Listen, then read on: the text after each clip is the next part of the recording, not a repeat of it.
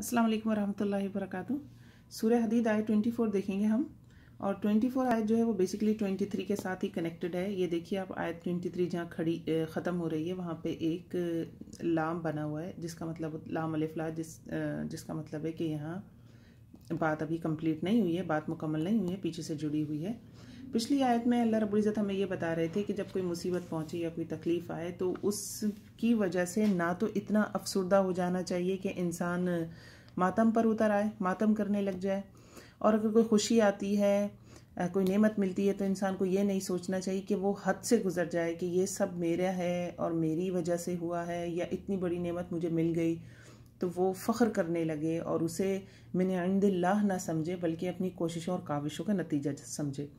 ऐसे लोगों के लिए अल्लाह रब्बुल इज़्ज़त ने जो ये सब करते हैं कि वो बहुत फ़ख्र का शिकार हो जाते हैं या गम में हद से ज़्यादा गुजर जाते हैं, अल्लाह रब्बुल इज़्ज़त ने दो अल्फाज इस्तेमाल किए थे, मुख्ताल और फ़खूर, कि वल्लाहु ला युहिब्बु, वल्लाहु ला युहिब्बु, और अल्लाह नहीं मोहब्बत करता किनसे, कुल्ला मुख्तालिन फ़खूर, हर खैल, हमने लफ्ज़ खैल समझा था, वो घोड़ा जिसकी चाल में अकड़ होती है, यानी अकड़ वाले बंदे से, हर खुद पसंद से और फ़खूर से। अब इन्हीं तरह के लोगों की मज़ीद सिफ़ात बयान हो रही हैं।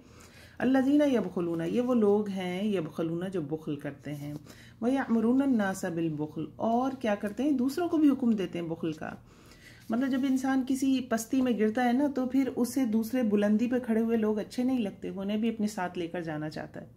शैतान का भी यही तर्ज अमल है ना, वो तो खुद रजीम है, खुद मरदूद है, अल्लाह की रहमत से मायूस है। तो वो क्या कहा, उसने क्या कहा, और वो क्या कहता है कि मैं मोस्ट ऑफ बनी आदम को जितने ज़्यादा ले जा सकूंगा, आदम की औलाद में से सबको अपने साथ लेकर जहन्नुम में गिरूंगा।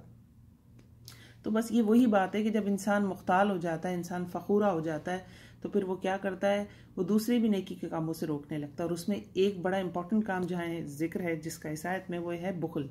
जो बुखल करते हैं और दूसरों को भी हुक्म देते हैं बुखल का, यानी खुद तो खर्च करते नहीं और दूसरों को भी खर्च नहीं करने देते।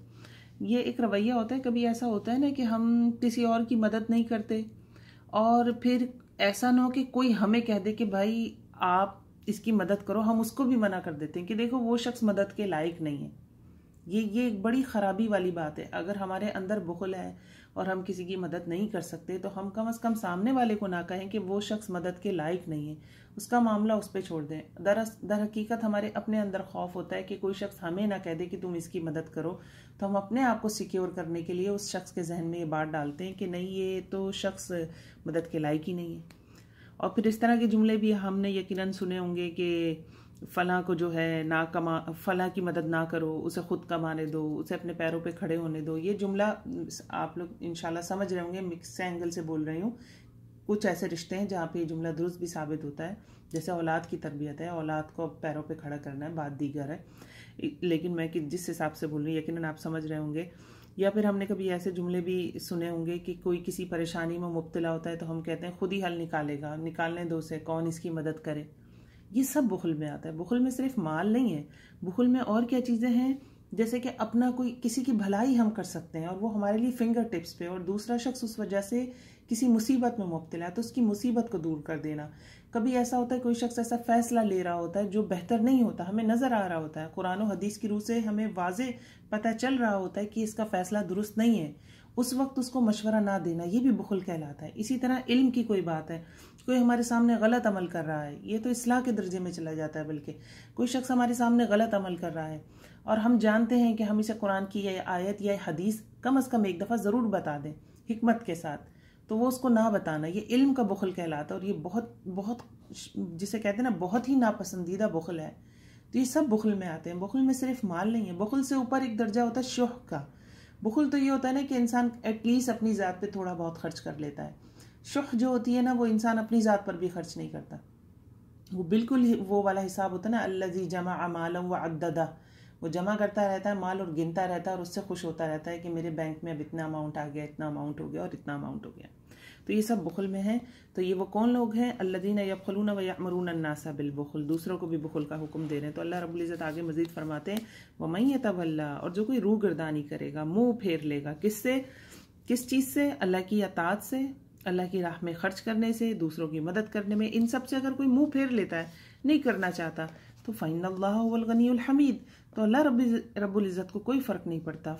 تو انا بے شک اللہ ہوا وہ غنی ہے، وہ تو بے نیاز ہے. ہمارا کوئی عمل یا ہماری کوئی نافرمانی اللہ کی شان میں کوئی کمی زیادتی نہیں کر سکتے. اللہ تو بہت بلند ہے. هو الغنی الحمید، وہ تعریف والا ہے. کسی کو اس کی جو ہم کہتے ہیں نا، ہم تسبیحات کرتے ہیں اور ہم نمازیں پڑھتے ہیں اور ہم سجدے کرتے ہیں، اس کی اللہ کو ضرورت نہیں ہے. اس کی تو اپنی ذات ایسی ہے کہ اس میں خود تعریف ہے، تعریف والا ہے، اس کی اپنی ذات میں تعریف موجود ہے. ہر ایک چیز گواہی دیتی ہے کہ ہمارا بنانے والا بہت بلند ہے، بہت اعلیٰ ہے. ایک چھوٹا سا ایک ایموبا لے لیں، جو آپ ایک مائکرو آرگینزم ہے، اس کے اندر کیسے سسٹم چل رہے ہوتے ہیں کہ انسان اس کو جب پڑھتا ہے، اسٹڈی کرتا ہے. کوئی بھی مائکرو آرگینزم لے لیں جسے ہم عام آنکھ سے نہیں دیکھ سکتے، جسے کسی لینس کے ذریعے، مائکروسکوپ کے ذریعے دیکھنا پڑتا ہے، صرف اس کو ہی دیکھیں تو ہمیں پتہ چلتا ہے اللہ رب العزت نے کیا بنایا ہے. اور اتنی زبردست تخلیق ہے کہ وہ خود گواہی دے رہی ہوتی ہے. تو اللہ رب العزت تو اپنی ذات کے اندر تعریف والے ہیں. هو الغنی الحمید. کتنے ستارے ایسے ہیں جو کروڑوں سالوں میں بنتے ہیں اور کروڑوں سالوں میں بننے کے بعد ٹوٹ بھی جاتے ہیں. کسی نے انہیں نہیں دیکھا، کسی نے ان کی تعریف نہیں کی کہ بنانے والے رب نے کیسا انہیں بنایا. وہ بنتے ہیں، وہ ٹوٹ جاتے ہیں. تو اللہ تو غنی ہے، اللہ بے نیاز ہے کسی کی تعریف سے. اور یہ پروسیس مستقل کائنات میں ہو رہا ہے. بڑی بڑی گیلیکسیز بن بھی رہی ہیں اور ٹوٹ بھی رہی ہیں. کوئی ان کو نہیں دیکھتا، کوئی اللہ کی تعریف بیان نہیں کرتا ان کو دیکھ کر. تو اللہ رب العزت کیا ہے؟ غنی ہے، حمید ہے. ان چیزوں سے بالا تر ہے، ان چیزوں سے بہت بلند ہے. السلام علیکم ورحمۃ اللہ وبرکاتہ.